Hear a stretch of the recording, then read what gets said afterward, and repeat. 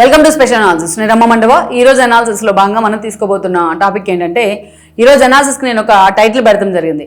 అలా కళ్ళు మూసుకుంటే ఇలా అధికారంలోకి వస్తాం, ఈలోపు జనం కళ్ళు తెరుచుకుంటారు అని చెప్పేసి నేను టైటిల్ పెడతాం జరిగింది. ఈ అంశం ఎవరి గురించో కాదు, ఈ టైటిల్ పెట్టింది నేను జగన్మోహన్ రెడ్డి గురించే. ఈ మధ్యకాలంలో మీరు అబ్జర్వ్ చేస్తే జగన్మోహన్ రెడ్డి ప్రెస్ మీట్ పెట్టినా, ఏదైనా పబ్లిక్ మీటింగ్కి వెళ్ళినా, ఎక్కడికి వెళ్ళినా ఆ పార్టీ నేతలతోని మీటింగ్స్ పెట్టినా, కాన్స్టిట్యున్సీ ఇన్ఛార్జీలతోని సమన్వయకర్తలోని మీటింగ్ పెట్టుకున్నా, అది తాడేపల్లి అయినా అది ఇంకోటైనా ఎక్కడైనా సరే జగన్మోహన్ రెడ్డి చెప్పే మాట ప్రతిసారి అదే అదే అదే అదే చెప్తూ ఉంటారు. నిజానికి జగన్మోహన్ రెడ్డి స్క్రిప్ట్లో ఎప్పుడు రిపీటెడ్ వర్డ్స్, రిపీటెడ్ సెంటెన్స్లే వస్తూ ఉంటాయి. చెప్పిందే చెప్తూ ఉంటారు. సో అలాగే జగన్మోహన్ రెడ్డి ఎక్కడికి వెళ్ళినా చెప్తున్న మాట ఏంటంటే, మీరు అలా చూస్తున్నలానే 2 ఏళ్ళు అయిపోయింది, ఇంకొక ఏడాది కళ్ళు మూసుకున్నారంటే నేను పాదయాత్ర చేసేస్తాను, మనం అధికారంలోకి వచ్చేస్తున్నాం. పార్టీ డిమోరలైజ్ అయిన పరిస్థితుల్లో 11 సీట్లు వచ్చి ఎక్కడ 2 ఏళ్ళ నుంచి పార్టీ క్యాడర్ కూడా బయటికి రాని సిచ్యువేషన్లో నిస్తేజంగా ఉన్న పార్టీకి బూస్టప్ ఇవ్వాలనుకోవడం పార్టీ అధినేతగా ఆయన బాధ్యత, ఆయన రెస్పాన్సిబిలిటీగా ఫీల్ అవుతుంటే అంతవరకు మనం ఓకే చేయొచ్చు, వెల్కమ్ చేయొచ్చు. కానీ ఓవర్ కాన్ఫిడెన్స్ ఏదైతే ఉందో ఇదే జగన్మోహన్ రెడ్డి కొంప ముంచింది మొన్న 24 ఎన్నికల్లో. అదే ఓవర్ కాన్ఫిడెన్స్లో మాట్లాడుతూ ఉంటారు జగన్మోహన్ రెడ్డి. ఆయన మాట్లాడేది ఒకటి, నిజానికి గ్రౌండ్ రియాలిటీస్లో జరుగుతుంది ఒకటి. గ్రౌండ్ రియాలిటీస్ అంటే జగన్మోహన్ రెడ్డి ఎప్పుడు కూడా ఇష్టపడరు దాన్ని తీసుకోవడానికి. ఆ నెగిటివిటీని ఆయన నెగిటివ్ మోడ్లో ఉంటారు, కానీ గ్రౌండ్ రియాలిటీలో మీకు బాగాలేదంటేనో, మనకంత మైలేజ్ రావట్లేదంటేనో ఎవరిని కూడా ఒప్పుకోరు ఆయన. అవేవి పరిశీలించకుండా, పరిగణలోకి తీసుకోకుండా ఈరోజు జగన్మోహన్ రెడ్డి సుదీర్ఘంగా ఉన్న కాలం ముందుగా అనిపిస్తోంది. 3 ఏళ్ళు ఉంది ఇంకా. కూటమి ప్రభుత్వం ఏర్పడిన జూన్లో, రేపు జూన్కి 2 ఏళ్ళు పూర్తి అవుతుంది. అప్పుడే ఇంకేముంది, మనం అధికారంలోకి వచ్చేస్తున్న ఒక చిటికేస్తా అన్నట్టుగా జగన్మోహన్ రెడ్డి మాట్లాడుతూ ఉన్నారు. మాటకు ముందు ఆయన చెప్పేది ఏంటి, జస్ట్ అలా కళ్ళు మూసుకుంటే అలా మనం అధికారంలోకి వచ్చేస్తామని చెప్తా ఉన్నారు.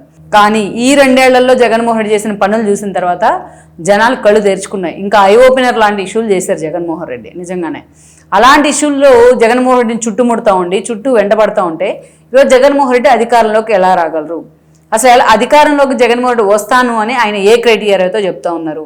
మూలిగనక మీద తాటికాయబడ్డట్టు ఈరోజు ఇవన్నీ ఇష్యూలతో జగన్మోహన్ రెడ్డి సతమతం అవుతూ ఉంటే, పైకి ఈరోజు మళ్ళా నియోజకవర్గాల పునర్విభజన, కేంద్రం అంత కాంక్రెంట్గా, అంత కన్వీనియంట్గా ఈరోజు నియోజకవర్గాల విభజన మీద ఫోకస్ పెడతాం, ఈ ఎలక్షన్లోనే దాన్ని ఇంప్లిమెంట్ చేస్తామని చెప్పి అఫిషియల్గా అనౌన్స్ చేయడం, దీనికి తోడు మళ్ళా మహిళా బిల్లు, ఇవన్నీ కూడా జగన్మోహన్ రెడ్డికి నిద్ర లేకుండా చేస్తూ ఉన్నాయి. అయితే తాము అధికారంలోకి వచ్చేస్తాం, అలా చిటికేస్తే చాలు అన్నట్టుగా జగన్మోహన్ రెడ్డి ఏ ధీమాతో చెప్తున్నారు అంటే, అదొక ఇల్యూజన్, అదొక భ్రాంతి అనమాట వాళ్ళది. అదొక ప్రపంచంలో ఉంటారు జగన్మోహన్ రెడ్డి ఎప్పుడు కూడా. మీరు చూస్తే 24 ఎన్నికలకు ముందు జగన్మోహన్ రెడ్డికి ఆ రోజు అధికారంలో ఉన్నారు ఆయన. ఇంటెలిజెన్స్ వ్యవస్థ ఉంటుంది అధికారంలో ఉంటే, ఎప్పుడు కూడా వారు సర్వేలు చేసి గ్రౌండ్ రియాలిటీస్లో ఏముంది, ఏం జరుగుతుంది అనేది ఎప్పటికప్పుడు జగన్మోహన్ రెడ్డికి అప్డేట్ చేస్తూ ఉంటారు.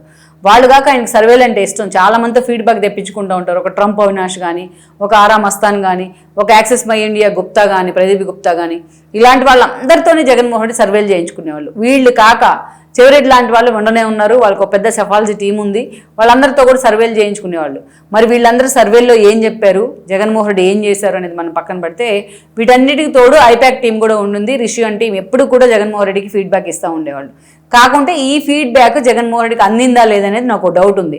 సజ్జల లాంటి వాళ్ళు ప్రతిదీ ఎమ్మెల్యేలు ఏ సమస్యతో వచ్చినా, మంత్రులు వచ్చినా, ఎంపీలు వచ్చినా వాళ్ళ గేట్ దగ్గరే, ఆయన క్యాబిన్ దగ్గర ఆపేసి ఆయనే వాళ్ళని కన్విన్స్ చేసి ఆయన పంపించేస్తాడు వాళ్ళు. ఎందుకంటే ఈ ఇష్యూ ఉంది అంటే ముందు జగన్మోహన్ రెడ్డి తిట్టేది సజ్జలనే కాబట్టి.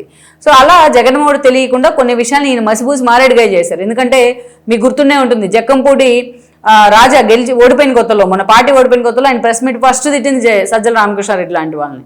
సో అది జరుగుతూ వచ్చింది. కానీ ఇంకొంతమంది ధైర్యం చేసి సజ్జలను పక్కన పెట్టి జగన్మోహన్ రెడ్డి దగ్గరికి వెళ్ళే ప్రయత్నం చేసినా అక్కడికి అసలు నిజాలు ఏంటనేది జగన్మోహన్ రెడ్డి తీసుకోలేదు. లైక్ మనం చూసాం, విజయసాయి రెడ్డి లాంటి వాళ్ళు వెళ్ళి మనకు ప్రతికూలంగా ఉన్నాయి పరిస్థితులు, లేకపోతే ఆమంచి కృష్ణమోహన్ లాంటి వాళ్ళు వెళ్ళి అన్న పరిస్థితి బాగాలేదు స్థానికంగా అని చెప్తా ఉంటే, లేదు మనం ఈసారి 175తో అధికారంలోకి వస్తామని చెప్పేవాళ్ళు జగన్మోహన్ రెడ్డి. అంత ధీమాతో కనిపించేవాళ్ళు ఆయన. అందుకని ఆయన అంత ధీమాతో ఉన్నారు కాబట్టి ఆయనకి చెప్పడానికి కూడా అందరూ భయపడేవాళ్ళు. సో అలాంటి సిచ్యువేషన్ నుంచి 11 సీట్లకి పార్టీ వెళ్ళడం అంటే ఇంకొకరైతే అసలు 2 ఏళ్ళ పాటు బయటకు కూడా వచ్చేవాళ్ళు కాదు. కానీ జగన్మోహన్ రెడ్డి ఈ రోజున అదే ఇల్యూజన్లో తాను ఇంకొచ్చేసినట్టే అధికారంలో, కానీ డే 1 నుంచి కళ్ళకు అంటూ ఉన్నారు. ఆ కళల్ని బలవంతంగా ఆ పార్టీ నేతల మీద రుద్దే ప్రయత్నం చేస్తూ ఉన్నారు. కానీ మరి తాను అధికారంలోకి రావాలంటే జగన్మోహన్ రెడ్డి చేయాల్సిన పనులు చేశారా ఈ 2 ఏళ్లుగా? ప్రతిపక్షంగా తాను చేయాల్సిన పనులు చేశారా అంటే అవన్నీ జీరో, పెద్ద జీరో కనిపిస్తోంది. ఎమ్మెల్యేని గెలిపించింది ఎందుకు? అసెంబ్లీకి వెళ్ళడానికి. తమ సమస్యలను సొల్యూషన్ రాకపోని వచ్చినాయి, కానీ వాటిని తీసుకెళ్లి చట్టసభలో వినిపిస్తే ఆ ఇంపాక్టే వేరుంటుంది కదా. ఆ ఎమ్మెల్యేని గెలిపించినందుకు వాళ్ళు కూడా హ్యాపీగా ఫీల్ అవుతారు కాన్స్టిట్యున్సీ ప్రజలు. సో వాళ్ళని తాను వెళ్ళాడు అసెంబ్లీకి, తన ఎమ్మెల్యేని వెళ్ళనివాడు. తాను అసెంబ్లీకి వెళ్తే తను హ్యూమిలేట్ చేసిన లోకేష్, పవన్ కళ్యాణ్, చంద్రబాబు నాయుడు తన కళ్ళ ముందు ఉన్నారు కాబట్టి ఆయన బేర్ చేయలేరు, ఆయన అసెంబ్లీకి వెళ్ళరు. వెళ్ళకపోయినా సరే అంతకుముందు గతంలో వెళ్ళకపోతే వెళ్ళని శబ్దం చేసి బయటకు వస్తే చంద్రబాబు నాయుడు ఎల్పీ లీడర్గా ఉన్నారు. ఆ రోజున మొత్తం పార్టీని పర్సూ చేయడం జరిగింది, ప్రతిపక్ష నేతగా పాత్ర పోషించారు. ఆ తర్వాత చంద్రబాబు నాయుడు పాదయాత్రలో ఉన్న సమయంలో వైసీపీ అవిశ్వాసం పెట్టిన ఆ రోజు మోతుపల్లి లాంటి వాళ్ళు మాట్లాడడం జరిగింది, ఫ్లోర్ లీడర్ లేకపోయినా. ఆ తర్వాత మనం చూస్తే జగన్మోహన్ రెడ్డి మొన్నటి ఎన్నికల సమయంలో కూడా చంద్రబాబు నాయుడిని వాళ్ళ భార్యని అవహేళన చేసిన సమయంలో ఆయన శబ్దం చేసి బయటకు వచ్చారు. కానీ ఆయన పార్టీ ఎమ్మెల్యేలు వెళ్ళడం జరిగింది అసెంబ్లీకి. కానీ జగన్మోహన్ రెడ్డి మాత్రం ఆయన వెళ్ళడు. ఆయన వెళ్ళని రోజున తన ఎమ్మెల్యేలను కూడా వెళ్ళనివ్వరు. ఎక్కడ వాళ్ళు హీరోలు అయిపోతారు అనుకుంటాడో, ఎక్కడ వాళ్ళు మరి అధికార పార్టీ వైపు మొగ్గు చూపుతారు అనుకుంటాడో, కానీ వాళ్ళ ఎమ్మెల్యేలు కూడా అసెంబ్లీకి వెళ్ళనివ్వరు. కానీ ఇతని మాటన్నా వింటున్నారంటే వినరు.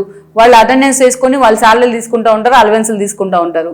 అనర్హత ఏర్పడుతుందనే భయంతో ఈయన ఒకసారి మాత్రమే అసెంబ్లీకి వస్తారు, 5 నిమిషాలు మాత్రమే ఉండి వెళ్ళిపోతారు ప్లకార్డులు పట్టుకొని. సరే, దాని పక్కన పెడితే ఇది చాలా ఇంపాక్ట్ చేస్తున్న అంశం జగన్మోహన్ రెడ్డి. పదే వాళ్ళ చెల్లెలు కూడా జగన్మోహన్ రెడ్డిని కారణం చేస్తా ఉంది ఈ ఇష్యూలో. మొత్తం మనం చూడండి, ఒక వీడియో పెడితే కింద కామెంట్స్ ఎక్కువ మంది ఏం పెడతారు, ముందు అసెంబ్లీకి వెళ్ళి చెప్పు ఇవన్నీ అని చెప్తా ఉంటారు. నువ్వు 3 గంటలు 4 గంటల కింద మీద పడి ఎంత కొట్టుకున్నా సరే జనానికి రీచ్ అవ్వదు.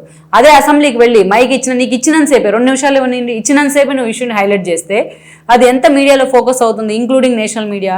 అది ఆలోచించాడు జగన్మోహన్ రెడ్డి. 3 గంటల సేపు ప్రెస్ మీట్ పెడతారు. ఆ 3 గంటల స్టఫ్ అంతా ఆయన మీడియా కానీ ఆయన పేపర్ 1 మంత్ వాడుకుంటూ ఉంటుంది. 1 మంత్ ట్రోలర్స్ కూడా ఐటమ్ ఇస్తూ ఉంటారు ఆయన. తర్వాత మళ్ళీ 1 నెల తర్వాత వచ్చి మళ్ళీ పెడతారు ప్రెస్ మీట్. సో ఇదంతా మనం పక్కన పెడితే దానికంటే ఈరోజు ఇంపాక్ట్ చేస్తున్న అంశాలు ఏమున్నాయి? ప్రభుత్వానికి సంబంధించి ఎన్నో లోపాలు ఉంటాయి. సంక్షేమ పథకాల అమలు దగ్గర నుంచి అనేక అంశాలు తీసుకున్న విధానాల దాకా వాటిని జగన్మోహన్ రెడ్డి ఎప్పుడు కూడా హైలైట్ చేయడానికి ప్రయత్నించరు. ఒకవేళ ప్రయత్నించి కూడా మిడిల్ డ్రాప్ అవుతూ ఉంటారు. మనం చూసాం పబ్లిక్ ప్రైవేట్ పార్ట్నర్షిప్ అని మెడికల్ కాలేజ్ విషయంలో చంద్రబాబు నాయుడు ప్రకటిస్తే దాన్ని నానా హడావిడి చేశారు. కోటి సంతకాల సేకరణ దాకా వెళ్ళారు. దాని వెనుక మోడీ ఉన్నారు, ఇది వైబిలిటీ ఉన్న ప్రాజెక్టు, మేము వైబిలిటీ ఫండింగ్ ఇస్తామని కేంద్రం చెప్పిన తర్వాత హఠాత్తుగా దాన్ని కాడి కింద పడేశారు. గూగుల్ డేటా సెంటర్ గోడౌన్ అని ప్రచారం చేశారు. జగన్మోహన్ రెడ్డి వచ్చి దాన్ని నేనే తీసుకొచ్చాను, అదానేను అది ఒకటే అని చెప్పడంతోనే దాన్ని వదిలేశారు.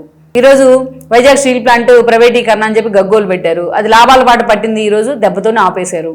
మరోవైపు చూస్తే ఆర్సెల్ఆర్ మెటల్ నిప్పని ప్రాజెక్ట్ వస్తా ఉంటే అది ఎందుకు తీసుకొస్తా ఉన్నారు మీరు, అక్కడ మొత్తం ప్రకృతి వైపరీత్యాలు జరుగుతాయి, మొత్తం కూడా కంటామినేట్ అయిపోతుంది, పొల్యూషన్ అని గగ్గోలు పెట్టారు. తీరా అది వచ్చి అనౌన్స్ చేసిన తర్వాత మేమే కదా గతంలో ఆయన ఒప్పించాము అని చెప్పి మాట్లాడుతూ ఉన్నారు జగన్మోహన్ రెడ్డి. ఇలా జగన్మోహన్ రెడ్డి కాదు అని గట్టిగా వచ్చిన పరిశ్రమలు వెళ్ళగొడతానంటారు. లైక్ జువల్దిన్నెలో సాగర్ కంపెనీ, మెరైనింగ్ కంపెనీ వచ్చినట్టు దాన్ని అన్నిటిని ఎలగొడతామంటారు. సో ఇలా విధానపరమైన సరే ఇది పక్కన పెడదాం, ఇవి ప్రభుత్వాన్ని వ్యతిరేకించారు కాబట్టి వీటన్నిటిని వెళ్ళగొడదాం అంటున్నారు అనుకుందాం. అలా కాకుండా విధానపరమైన నిర్ణయం అమరావతి ఉంది. అమరావతి అనేది ఒక విధానపరమైన నిర్ణయం. రాష్ట్రానికి రాజధాని అనేది ఒక ఎమోషన్, ఒక సెంటిమెంట్. ఎన్ని మాటలు మార్చారు మీరు? అమరావతి సపోర్ట్ అన్నారు, 33,000 ఎకరాలు ఇంకా అదనంగా కావాలన్నారు, దాని మీద ఒక 100 కేసులు వేయించారు. మళ్ళీ మేము వస్తే రాజధాని ఉంచుతామన్నారు. కానీ వాళ్ళు వచ్చిన తర్వాత 3 రాజధానులు అన్నారు. అమరావతిని పూర్తిగా అరాచకం తొక్కేసే ప్రయత్నం చేశారు. ఆ తర్వాత మళ్ళా అన్నిసార్లు అన్ని చేసి ఇప్పుడు వచ్చిన తర్వాత మళ్ళా 3 ప్రాంతాల్లో కాదు, ఇప్పుడు మళ్ళీ మాకు మావిగన్ అంటా ఉన్నారు. ఒకవైపు రాజముద్ర పడతా ఉంటే ఎలా నమ్ముతారు జగన్మోహన్ రెడ్డిని? సో ఈ 2 ఏళ్లలో జగన్మోహన్ రెడ్డి చేసిన పనులంటే అవి. సోషల్ మీడియా తరపు రక్తాభిషేకాలు చేసే వాళ్ళని, హోలీతో రక్తంతో హోలీ ఆడతా అనే వాళ్ళని మాత్రమే ఎంటర్టైన్ చేస్తారు. ఈవీఎంస్ పగలగొట్టినోడి దగ్గర నుంచి పార్టీ వ్యవస్థ తగలబెట్టినోడి వరకు వాళ్ళని మాత్రమే పరామర్శిస్తారు జైలుకి వెళ్ళి. అదే పాపం తను నమ్ముకున్న మిథున్ రెడ్డి, చెవిరెడ్డి లిక్కర్ స్కామ్లో జైల్లో ఉంటే మాత్రం వెళ్ళడు. నిన్నటిదాకా అంబటరాంబాబుని అనేక రకాలుగా ఇబ్బంది పెట్టి, జోగి రమేష్ని అనేక రకాలుగా ఆయన కాన్స్టిట్యున్సీలన్నీ మార్చే ప్రయత్నం చేసి వాళ్ళు కాపు టైగర్స్ అను, ఇంకొక బీసీ టైగర్స్ అను ఈరోజు ప్రమోట్ చేస్తూ ఉంటారు వాళ్ళ మీద కేసులు పడిన తర్వాత. సో ఏ యాంగిల్లో చూసినా జగన్మోహన్ రెడ్డి వైపు నుంచి ఏమైనా మార్పు వచ్చిందా అనేది జనానికి, ఆయన ఫాలోవర్స్ కూడా ఈరోజు నమ్మబుద్ధి కావట్లా. అందుకే జగన్మోహన్ రెడ్డి అలా కళ్ళు మూసుకుంటే అలా అధికారంలోకి వచ్చేస్తామని చెప్తుంటే వాళ్ళు ఆల్రెడీ జనం కళ్ళు తెరుచుకుంటా ఉన్నాయి. ఈ రోజున జగన్మోహన్ రెడ్డి ఇంకా మారడు. ఆయన మళ్ళా ఎక్కడో మనం ఒక పాజిటివ్ స్పిరిట్తో ఆలోచించడం కూడా వేస్ట్ అనుకునే పరిస్థితిని జగన్మోహన్ రెడ్డి తీసుకొచ్చుకుంటా ఉన్నారు. ముందు అసలు ఆయన గ్రౌండ్లో ఏం జరుగుతుంది అనేది క్రాస్ చెక్ చేసుకొని, ఊరికి సోషల్ మీడియా చూసో 1 గంట ప్రెస్ మీట్ పెట్టి అవి చూసుకుంటే కాదు, గ్రౌండ్ రియాలిటీస్లో ఏం జరుగుతుందో తెలుసుకుంటేనే జగన్మోహన్ రెడ్డికి ఒక పార్టీ అధినేతగా ఎంతో కొంత భవిష్యత్తు ఉండే అవకాశం ఉంటుంది.